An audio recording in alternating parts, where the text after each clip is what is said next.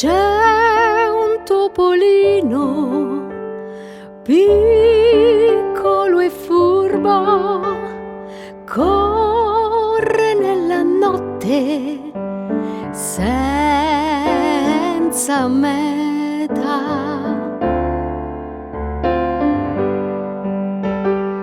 Con la sua coda di stelle magia scivola tra le stelle e la tristezza è già via,